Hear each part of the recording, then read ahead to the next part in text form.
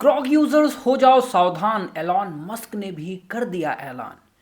Ministry of IIT ने मांगी ATR report, वो भी 72 घंटों के भीतर। आखिर ऐसा क्या हुआ कि एलॉन मस्क ने सीधी सीधी वार्निंग दे दी है उन यूजर्स को जो कि ग्रॉक इस्तेमाल कर रहे हैं। दरअसल दोस्तों बात है कि ग्रॉक में जो यूजर्स हैं वो वुमेन की जो फोटोज हैं उनको वल्गर तरीके से डिमांड कर रहे हैं, फोटो दे करके विदाउट उनके कंसेंट के। और यहाँ पर इससे परेशान होकर के इंडियन यूजर्स ने रिपोर्ट किया ministry of electronic and information technology से, और उसने डायरेक्ट किया ग्रुप को, जिस पर एलॉन मस्क का रिप्लाई ये आता है कि यहाँ पर आप हमारे ऊपर इल्ज़ाम लगा रहे हैं। ये तो वही हो गया कि पेन बनाने वाली कंपनी से आप कह रहे हैं कि पेन से जो लिखा जा रहा है उसके लिए आप जिम्मेदार हैं।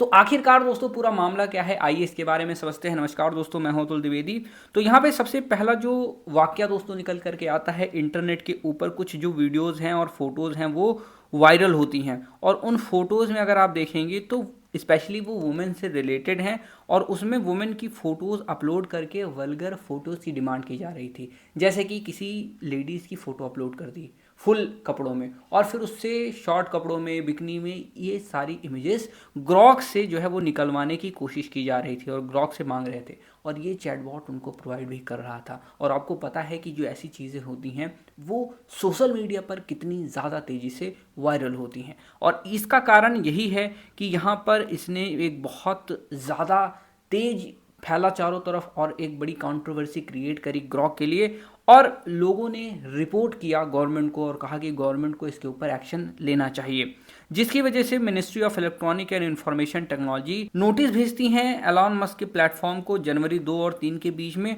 और कहती हैं कि सारे के सारे इसमें जो ऑब्सीन, वल्गर, इनडिसेंट और अनलॉफुल कंटेंट हैं वो हट जाने चाहिए, और एटीआर रिपोर्ट मांगी है, यानी एक्शन टेकन रिपोर्ट मांगी है विद इन 72 आवर्स की उन्होंने इसके ऊपर क्या क्या निर्णय, क्या क्या कदम उठाए हुए हैं। और उसी के साथ दोस्तों यहाँ पर अगर आप देखेंगे तो जो आईटी एक्ट है, आईटी रूल्स हैं, cyber crime and child protection laws हैं, क्योंकि यहाँ पर ना केवल ऐसी इमेजेस वायरल हो रही थी जो कि 18+